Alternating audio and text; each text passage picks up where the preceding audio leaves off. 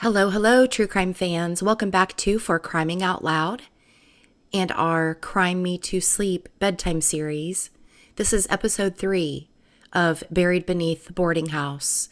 So if you're new here, make sure you subscribe and go into the playlist to start the book from the beginning. Let's get into episode 3 of Buried Beneath the Boarding House. Love for Sale. The next few years of Dorothea's life were the most stable she had ever had and would ever experience. There was also something resembling a support network for her in Fresno between her new friends and her relatives. She flourished in that stability, attending school regularly for the first time, dressing herself in clean clothes, and learning through 1,000 little lessons that her childish cuteness was transforming into teenage beauty. She could have built a new life for herself there on the breadline with her cousins and family if the heavy hand of the state had not intervened once more. There were far too many children in the house for the number of bedrooms, and while this was the greatest comfort that Dorothea had ever experienced, it was considered to be a danger to her and her siblings. They were removed from the family home and dispersed once more, not to orphanages, but to foster homes across the state. Dorothea bounced from family homes to those of strangers, from Fresno to Los Angeles and on to Napa, being uprooted over and over as the foster families that housed her discovered she was willful and coarse when pushed. Dorothea bucked against any rules that were laid down for her, however reasonable. She couldn't understand the purpose of a curfew or why she needed to come straight home from school. She was used to coming and going as she pleased, and the restrictions being laid on her by her adoptive families enraged her. The older and prettier she got, the more her sense of self-worth grew, and the more defiant she became of anyone trying to control her. By the time she turned 16, she had had enough. Money had always been the shackle that kept her in foster homes, and now she had discovered her own source of income. She dropped out of school and moved out, cutting off all contact with foster parents, aunts and uncle, sending her supposedly beloved sisters only sporadic postcards and letters. This was a pattern that would continue throughout her life.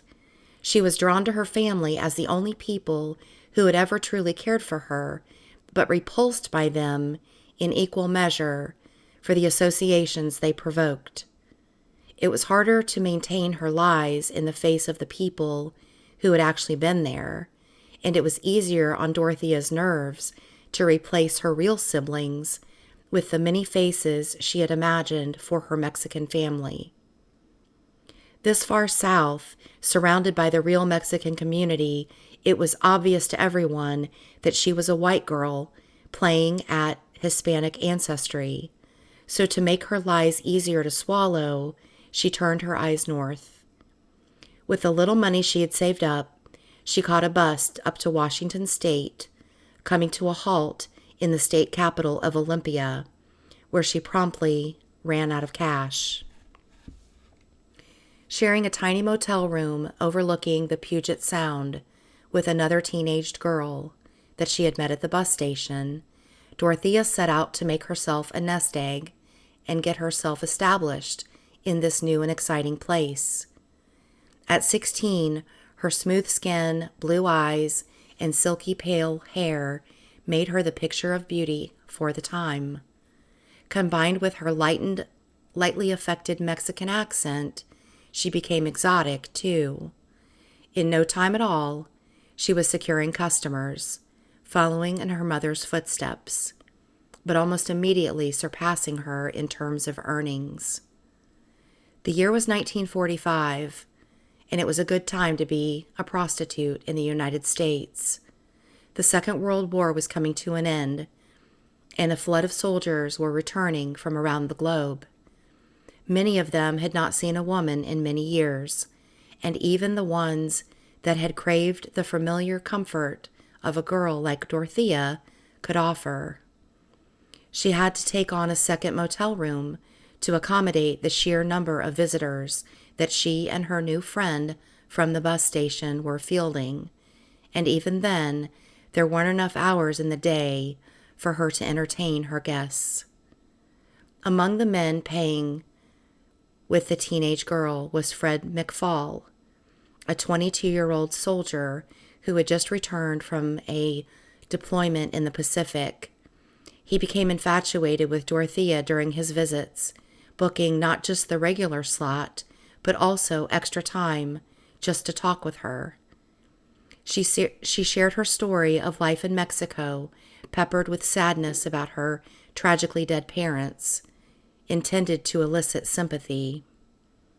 The besotted McFall was entirely taken in by the blatant and often clumsily constructed falsehoods that she had spun, and saw the way that she was living as a sign of her fall from grace, rather than a deliberate descent into the gutter. Within a few weeks, he proposed marriage to the teenage prostitute, and with no better options on the horizon, and her steady stream of customers beginning to dry up as they settled back into civilian life, Dorothea said yes. The young lovers took their first steps into a relationship, with Dorothea latching onto Fred's pocketbook almost as readily as she did him.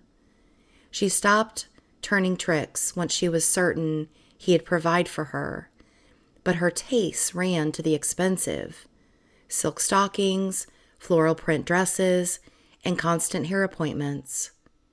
Her beauty was the only thing she was sure of, and there was no price too high to accentuate it. Now that she had had a taste of easy money from her hooking days, she was unwilling to go back to any sort of regular life. She wanted the best of everything, and besotted Fred make sure she got it. 2 months later, they made the long journey south into Nevada and tied the knot in Reno in a ridiculously expensive and over-the-top ceremony. All of Fred's family lived in Nevada, so they attended, and Dorothea was soon spinning her old story about her family back in Mexico and how she couldn't get in touch with any of them.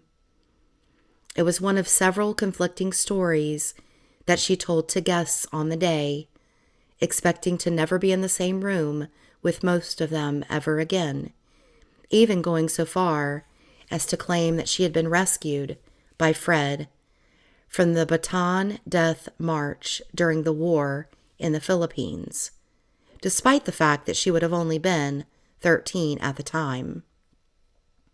The McFall family were perplexed, to say the least, but most attributed her tall tales to nerves and champagne rather than anything more malevolent.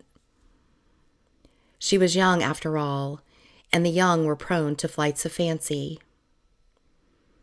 After the big event, Fred had secured work for himself in Gardnerville. The honeymoon period was glorious for both of them. Dorothea had finally found someone who cared about her, or at least cared about the person that she was so intent on pretending to be. She showed her appreciation for that care in the only way that she knew how. By the time they had rented a small house in Gardnerville within easy walking distance of his parents' old house, the besotted Fred had moved on to being almost overwhelmed by his wife's constant attention. So overwhelmed that he suspected she had become a prostitute, not so much out of desperation as out of a need to satisfy her nymphomania. S was not openly discussed in the 40s, but even if it had been, it would have seemed bizarre to the young man that his complaint was too much of it. Luckily, once they had settled into their new home, Dorothea began diverting some of her attention into the kitchen rather than in the bedroom. If he had begun to doubt her Mexican heritage, those doubts were soon washed away by the flavors that soon graced his plate. Even if everything else about growing up in Mexico had been a lie, Dorothea could certainly cook the food, and she cooked it well. The same could not be said for the rest of her housekeeping. Fred was used to military precision, so when he was confronted with the mess in the home, he didn't even know how to respond. Dorothea had never been taught, by lesson nor example, how to keep a home in decent state. Those duties fell to him, even though he complained about them incessantly. Sensing his dissatisfaction, Dorothea redoubled her efforts in the bedroom, but even that just seemed to drive a wedge between them. It was almost a relief when she fell pregnant, and thus he had an excuse to avoid intimacy. A year into the marriage, she gave birth to a baby girl. After hours of agonizing labor, thanks to a body that was still too young to safely carry a baby to term, Dorothea held that baby in her arms, looked down at it, and felt absolutely nothing. It went beyond having no personal examples of good motherhood and into something more sinister at that point. Whatever a bond a mother and child should have had never formed, and so the cycle of abuse by neglect continued to the next generation. Fred was horrified to come home from work and find the house was not only a mess, as always, but that the baby had been left to crawl amongst the filth, wrapped in the same reeking nappy it had been wearing when he left in the morning. 3 months after their first daughter was born, Dorothea dumped the baby on her mother-in-law. Once again confronted undeniably by his wife's shortcomings, Fred grew more distant. It was obvious to him that something had gone seriously wrong during pregnancy and birth that had resulted in Dorothea's complete lack of interest in her child. But he couldn't explain it in any terms that made sense when his mother demanded that she come and fetch the baby back.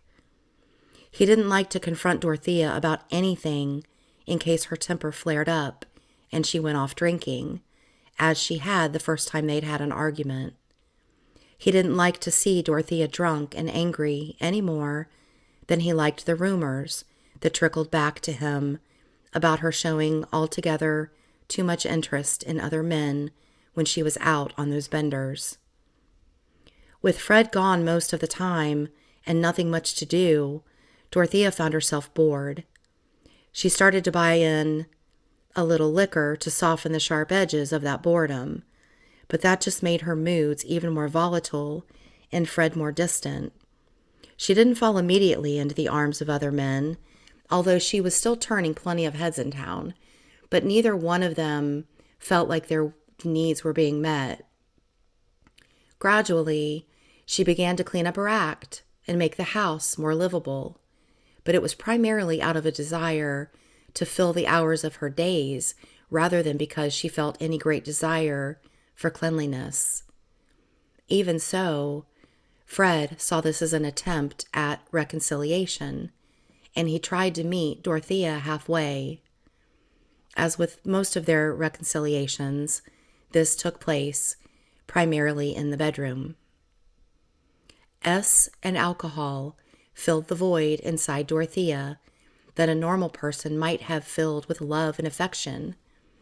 If sensations were all that she could feel, then she would set out to feel them as often as possible. Fred mistook that lust for love, as he had from the start.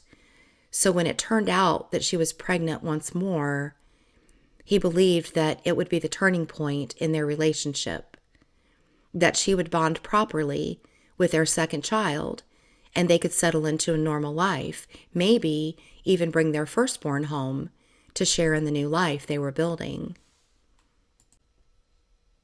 Dorothea went into labor while he was at work and quietly took herself to the hospital without a single word to anyone. Not that any of her husband's family in Nevada were still talking to her.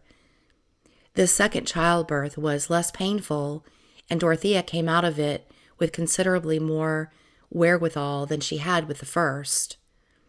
Before the baby had even been latched onto her breast, she was already making inquiries about adoption. She arrived home the next day with no baby and no bump. Fred was understandably confused, and in her later years, Dorothea would no doubt have spun some tragic tale about a bloody miscarriage to extract the maximum amount of sympathy from her husband. And as it was, she was tired of him and tired of her life in Gardnerville. When he confronted her about the missing baby, she told him the truth. She didn't want it, so she had given it up. Fred rushed around, making a fuss to the relevant authorities, but his new daughter was already long gone, with all the parental rights signed away. It was the last straw. His next stop was to collect divorce papers, and Dorothea didn't trouble to contest it. Instead, she gathered up whatever cash was lying around the house, packed up her cases, and caught the first train to Los Angeles. The year was 1948.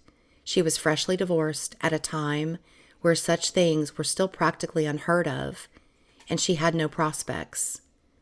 It was hardly surprising that when people asked what had become of her husband, she spun a story about a brave war hero who died tragically young of a heart attack. Of Fred and her eldest daughter, very little is known. They didn't stay in touch with Dorothea, even before news of her more horrific exploits came to light. Once more, she was alone in the world. Thank you for listening to episode 3 of Buried Beneath the Boarding House. If you are enjoying this true crime story so far, please hit the like button and remember to subscribe so you don't miss the next episode. Until then, good night.